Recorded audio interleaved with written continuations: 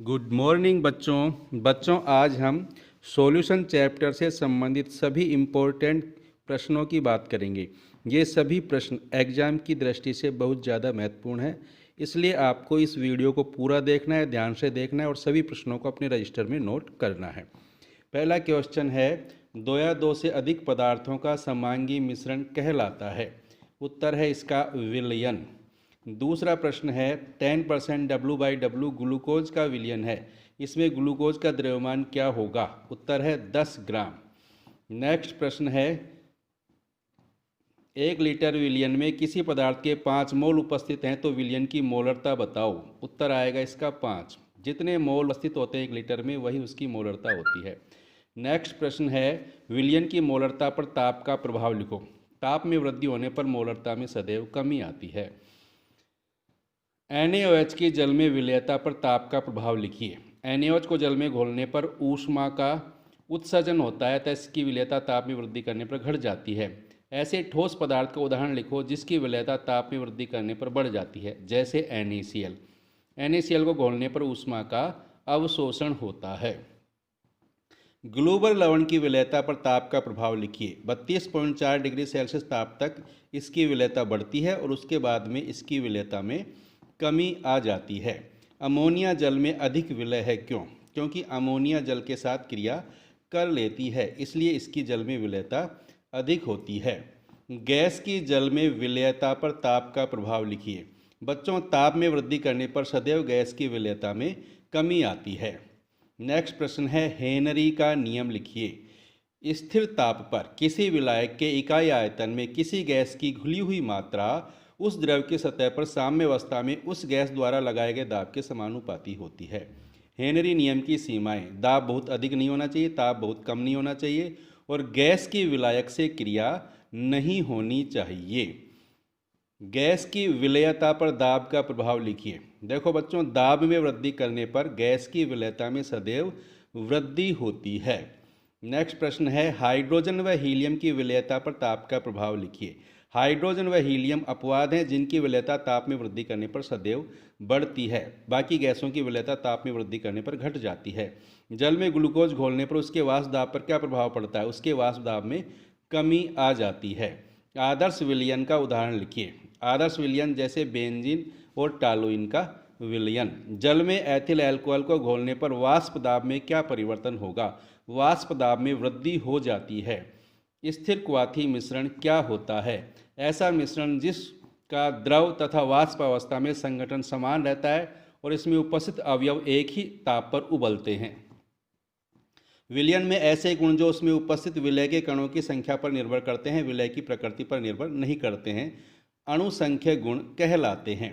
वाष्प दाब के आपेक्षिक अवनमन और विलयन में उपस्थित विलय के मोल अंश के बीच में क्या संबंध होता है? वाष्प दाब का आपेक्षिक अवनमन विलय के मोल अंश के बराबर होता है। किस ताप पर जल का वाष्प दाब वायुमंडल दाब के बराबर हो जाता है? जल का क्वथनांक 373.15 केल्विन है, अतः इस ताप पर ही इसका वाष्प दाब 1 वायुमंडल दाब के बराबर हो जाता है। जल में ग्लूकोज घोलने पर उसके हिमांक में क्या परिवर्तन आता है? जल के हिमांक में कमी आ जाती है। 1 m यूरिया व 1 m KCl के विलयन में किसका BP अधिक होगा? KCl के विलयन का BP अधिक होगा। 1 m यूरिया 0.1 m यूरिया व 0.1 m ग्लूकोज के जलीय विलयन को अनुपात में झिल्ली से पृथक करते हैं तो परासरण की क्रिया नहीं होती है, क्योंकि दोनों समपरासरी विलयन है। किन परिस्थितियों में वॉन टॉप गुणांक का मान 1 के बराबर होता है? जब विलय का आयनन व संगुणन नहीं होता है तो वॉन टॉप गुणांक का मान 1 होता है। एसिटिक अम्ल का बेंजीन में विलयन है तो वॉन टॉप गुणांक का मान क्या होगा? आधा होगा, क्योंकि एसिटिक अम्ल का बेंजीन में द्वितीय बन जाता है। जल में 1 चम्मच शक्कर डाल दे तो उसके वाष्प दाब पर क्या प्रभाव पड़ता है? वाष्प दाब में कमी आ जाती है, क्योंकि शक्कर ठोस पदार्थ है, ठोस पदार्थ को घोलते हैं तो वाष्प दाब में कमी आती है। नेक्स्ट प्रश्न, ए और बी दो द्रव क्रमशः 145 डिग्री सेल्सियस एवं 180 डिग्री सेल्सियस पर उबलते हैं तो 80 डिग्री सेल्सियस पर इनमें किसका वाष्प दाब उच्च होगा? ए का वाष्प दाब उच्च होगा, क्योंकि ए का क्वथनांक 145 डिग्री है और बी का 180 डिग्री है। ए का क्वथनांक कम है, इसलिए इसका वाष्प दाब अधिक होगा। हिमांक अवनमन और क्वथनांक उन्नयन का विलय के मोलर द्रव्यमान में क्या संबंध है? ये विलय के मोलर द्रव्यमान के व्युत्क्रमानुपाती होते हैं। 0.1 m NaCl और 0.1 m यूरिया में अणुसंख्यक गुणधर्म की बात करें तो NaCl के अणुसंख्यक गुणधर्म यूरिया से ज़्यादा होंगे, क्योंकि NaCl का वांटाप गुणांक 2 होता है, यूरिया का 1 होता है। NaCl का आयनन हो जाता है, इसलिए इसका वांटाप गुणांक 1 से ज़्यादा है। यूरिया का नहीं होता, इसलिए इसका वांटाप गुणांक 1 ही होता है। अणुसंख्यक गुणधर्मों के नाम लिखिए। वाष्प दाब का आपेक्षिक अवनमन, क्वथनांक में उन्नयन, हिमांक में अवनमन और परासरण दाब। वाष्प दाब के आपेक्षिक अवनमन और विलय के मोल द्रव्यमान को ज्ञात करने का सूत्र लिखो। MB बराबर होता है WB into MA upon WA into P note A minus PA। क्वथनांक उन्नयन से विलय के मोल द्रव्यमान को ज्ञात करने का सूत्र लिखिए। MB जो विलय का मोल द्रव्यमान है वो बराबर होता है किसके, KB into WB into 1000 upon delta TB into MB। यहाँ पर WB विलय का भार, MB विलय का अणुभार, WA विलायक का भार और KB मोलल उन्नयन स्थिरांक होता है। विलय के मोल द्रव्यमान को हिमांक अवनमन से ज्ञात करने का सूत्र लिखिए।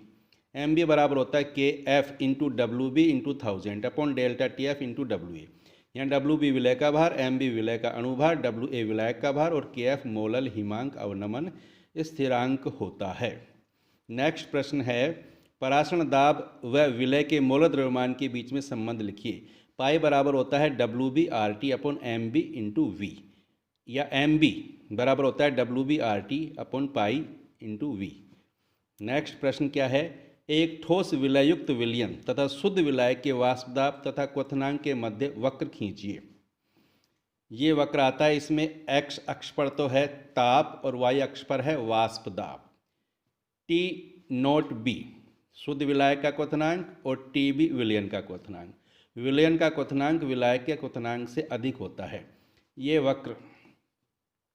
नेक्स्ट प्रश्न है, एक ठोस विलयुक्त विलयन तथा शुद्ध विलायक के हिमांक के मध्य वक्र खींचिए। इस वक्र में x अक्ष पर ताप और y अक्ष पर वाष्प दाब है।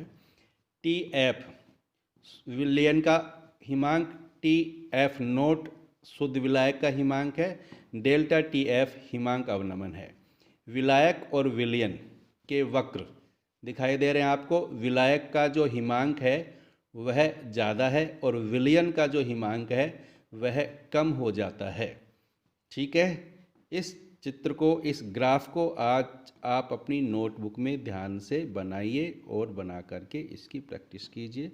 ये परीक्षा की दृष्टि के लिए महत्वपूर्ण है। ठीक है बच्चों, नेक्स्ट प्रश्न है प्रश्न नंबर 37।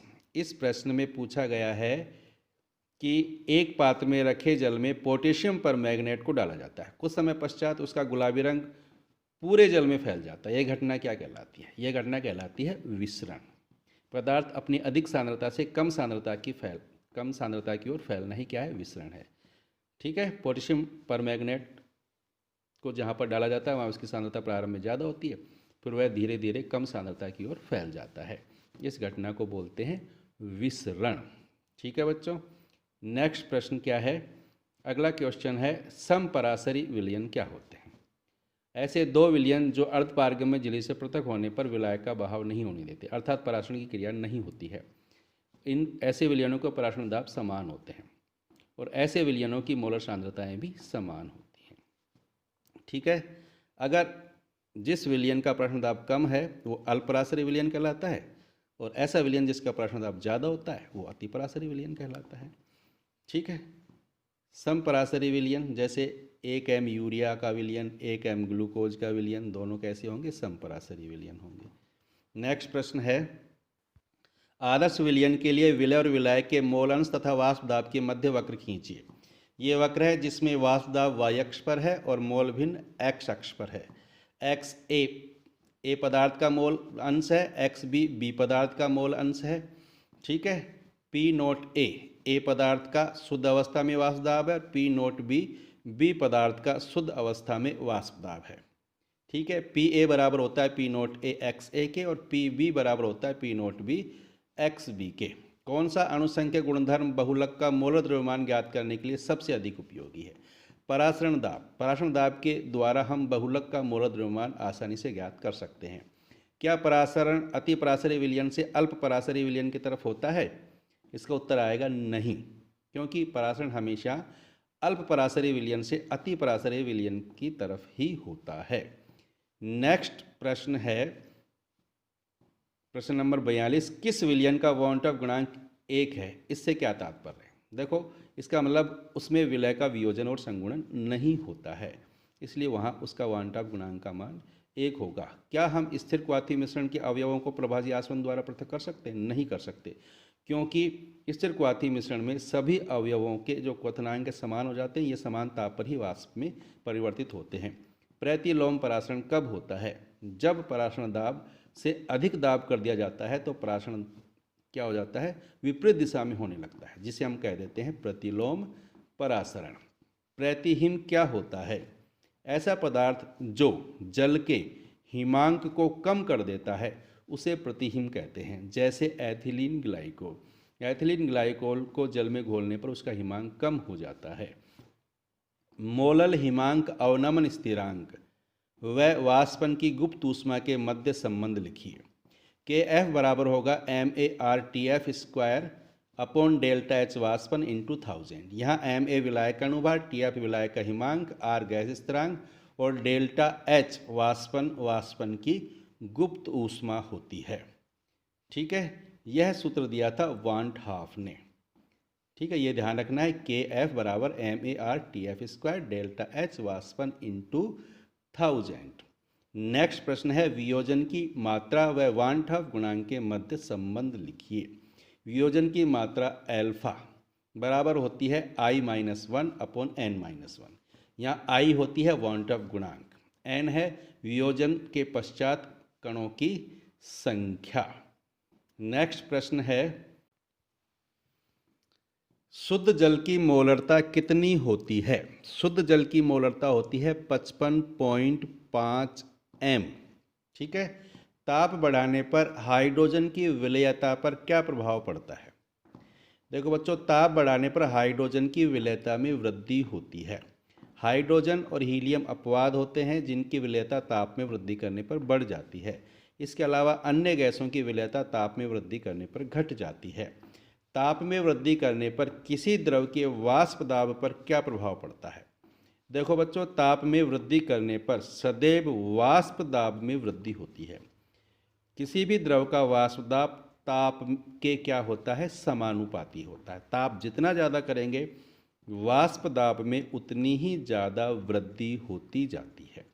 ठीक है बच्चों, हमने इस वीडियो में 50 प्रश्नों की बात की है। ये सभी प्रश्न परीक्षा की दृष्टि से महत्वपूर्ण है, अतः इस वीडियो को आपको पूरा देखना है, ध्यान से देखना है और इन सभी प्रश्नों को अपने रजिस्टर में नोट करना है और इनको याद भी रखना है।